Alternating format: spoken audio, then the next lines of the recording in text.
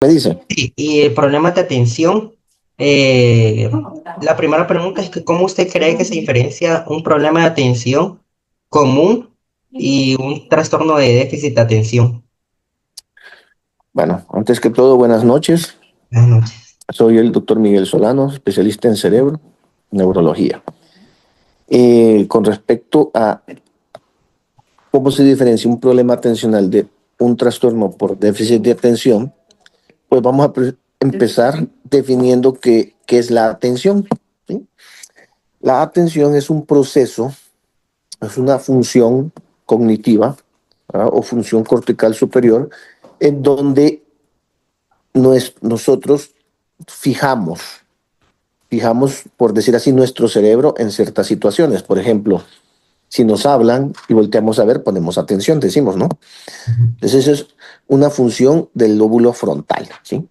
La atención es el primer paso para poder memorizar. Si nosotros no tenemos una buena atención, no vamos a poder memorizar, ¿sí? Entonces, es una función cortical superior, la atención, y es del lóbulo frontal. Entonces, cuando yo tengo una persona que tiene inatención, esta puede ser provocada por muchas situaciones, no necesariamente por una enfermedad, ¿sí? Por ejemplo, yo puedo tener un déficit de atención porque estoy haciendo una tarea, estoy escribiendo y en eso me llaman por teléfono y entonces desenfoco mi atención y me fijo en el teléfono, ¿no? Ujú. O estoy manejando y enfoco mi atención al teléfono o enfoco mi atención a la canción que estoy escuchando. Entonces, y eso no significa que el paciente o la persona tenga un trastorno, ¿sí? Sino que puede Claro. ser un fenómeno normal. Ahora bien, cuando nosotros vemos que hay un problema con la atención, esto lo vemos cuando el paciente o la persona se queja de que no memoriza o que tiene olvidos. Entonces ahí es cuando nosotros tenemos que partir. ¿Será que tiene olvidos porque no pone la suficiente atención? Como en el caso de los niños con trastorno por déficit de atención. ¿Será que no pone atención porque la persona se desconecta? Como en el caso de las personas que tienen epilepsia de ausencia.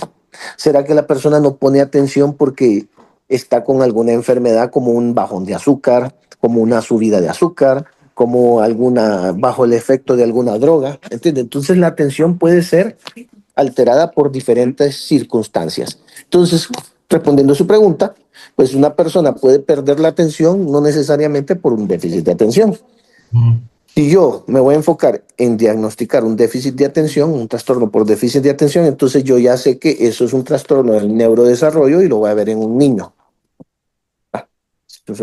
Entonces ahí podríamos diferenciarlo, pero el perder la atención puede ser por diferentes circunstancias, ¿verdad? Incluso puede ser el síntoma, si estamos hablando de un adulto mayor, que tenga una demencia, perder la atención. ¿Ok? Entonces usted también, esa era la otra pregunta que le iba a revitalizar. ¿Usted también cree que un adulto también puede tener algún tipo de déficit de atención? Por supuesto, un adulto, ya sea mayor o un adulto no de tercera edad o de cuarta edad, porque ahora hay cuarta edad también, ¿verdad? Ujú. Puede tener un trastorno en su atención. Basta con que tenga una alteración en su lóbulo frontal. Voy a poner ejemplos.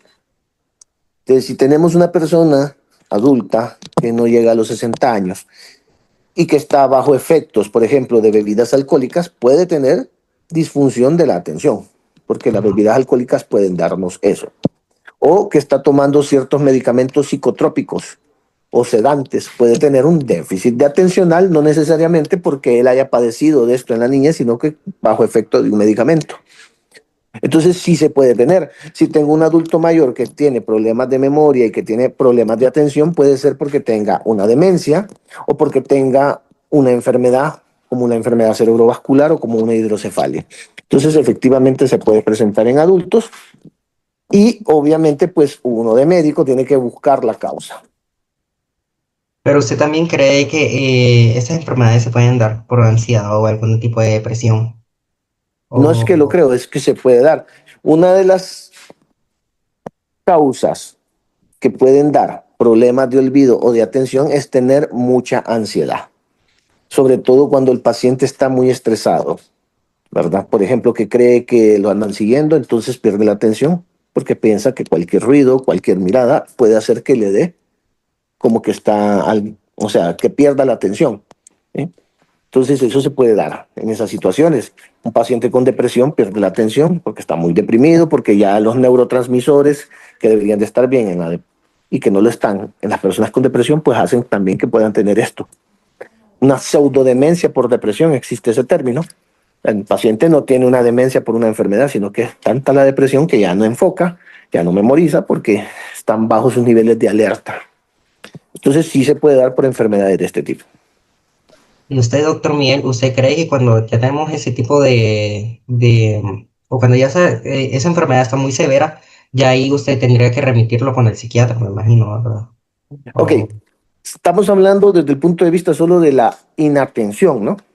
sí, sí, claro, Si el claro. paciente tiene mucha inatención, el psiquiatra va a pedir una evaluación neurológica para ver si esta inatención no es por algún problema, como una Mm, hidrocefalia, como un tumor cerebral, un derrame o ictus, ¿ok?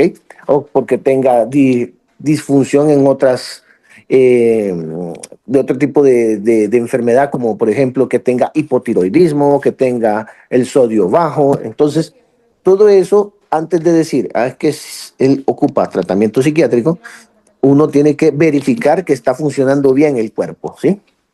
Es mm, como que usted tenga un carro y el carro pues le comienza a calentar. Entonces usted tiene que ver por qué calienta. Pues, ¿será que la ventiladora no funciona? ¿Será que no está circulando agua? ¿Será que una manguera se rompió y botó el coolant? ¿Me entiende? ¿Será que el termostato? Entonces, pero el síntoma es el mismo, es el calentamiento del motor. Entonces en la atención, usted puede tener un déficit de atención o una alteración de la atención y hay que ver diferentes causas. Entonces, antes de decir, ok, tiene que ir al psiquiatra, ¿ok? Porque tiene un trastorno mental, uno tiene que ver que no haya alguna otra enfermedad. sí, entonces pueden ser por varias razones, o sea, no solo Es correcto, así es. no solo por una exacta, sino que hay enfermedades también, otras enfermedades que no son psiquiátricas que pueden generar ese tipo de déficit de atención. Por lo Ah, general, una persona que tiene una enfermedad no solo va por el déficit atencional, muestra otras situaciones, ¿verdad? Pues digamos, tiene inatención, doctor, y fíjese que se pasa cayendo y le duele la cabeza, entonces hay otros síntomas que nos pueden orientar. Dios, ay, muchas gracias por ese gran dato, la verdad. O sea, yo me quedé así estupefacto porque Dios, o sea, qué miedo hay que no solo esa enfermedad puede, o sea, yo honestamente pensaba que solo esa enfermedad podía, afectaba en el lóbulo frontal, pero son otras que afectan. Claro, un paciente que haya tenido un trauma en el lóbulo frontal, por ejemplo, un accidente de moto, un golpe, puede quedar con inatención y es por la cicatriz que dejó en su lóbulo frontal. Ay, Dios. Pucha, y qué horrible, doctor. Usted, doctor Miguel, ¿usted qué tratamientos o manejos así usted recomendaría ya como especialista en neurología? Ok, ya, digamos que ya sabemos que el paciente pues tiene cierta lesión, entonces hay que se remite uno al tratamiento de la lesión. ¿Ok? Si es porque tiene el sodio bajo en la sangre, pues hay que compensarle el sodio. Si es porque tiene hipotiroidismo, o sea, la tiroides está funcionando baja, pues hay que compensar la hormona tiroidea. Si es porque tiene una cicatriz, porque el paciente le dio un ictus, o sea, un derrame, pues se trata el derrame. Entonces eso ya depende.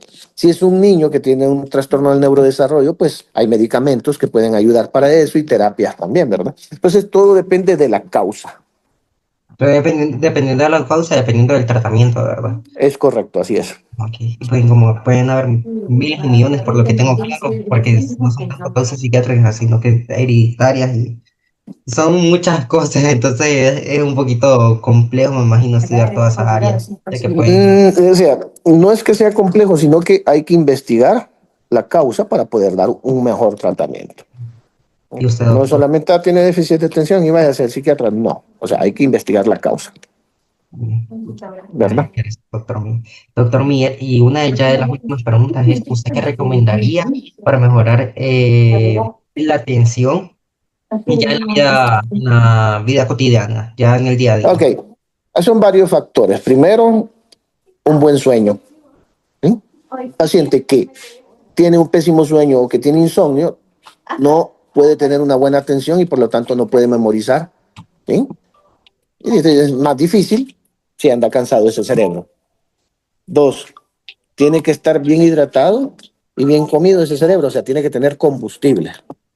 Paciente que no ha comido bien, que no está bien hidratado, pues le va a costar más enfocar su atención.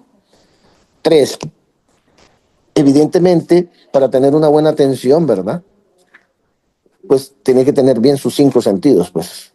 O sea, no es lo mismo un paciente que tenga hipoacusia, ¿va? Y que ponga atención, le va a costar poner más atención, ¿va? Un paciente que no mire bien, le va a costar, por ejemplo, leer más. ¿Sí? Entonces hay que tener bien los cinco sentidos. Cuatro, si ya estamos hablando de prevención para cuidar nuestro cerebro, ¿va? Para que nuestras facultades estén bien, entre ellas la atención, pues hay que hacer ejercicio 30 minutos al día. Cinco, si tiene enfermedades este paciente, ¿va? A nivel de adultos, ¿va? Pues los niños tienen menos enfermedades, pero si tienen enfermedades, pues cuidarse el azúcar, cuidarse la presión, cuidarse los colesteroles, ¿verdad? Cinco, los niños, estimulación temprana en los niños que han tenido trauma perinatal. Estimulación temprana es muy importante, ¿va? Terapia. Y así. Digamos que esos cinco factores serían importantes. Ah, pucha, muchas gracias. ¿Usted cree que es últimamente necesario que un niño chiquito tenga una estimulación temprana para que pueda tener un mayor rendimiento de la atención? Si tuvo factores de riesgo, sí, como un parto prematuro, Mm, como haber nacido con asfixia, como que la mamá haya tenido preeclampsia, etcétera, etcétera. O sea, eso se llama trauma perinatal. Entonces, esos niños que han tenido un trauma perinatal son candidatos para estimulación temprana.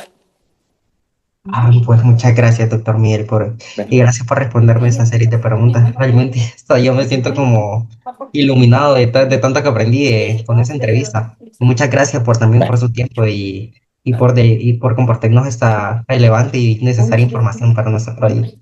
bueno, Gracias. muy buenas noches y a la orden. Igual, muchas gracias por su tiempo. Gracias por todo Ok, eso. bye.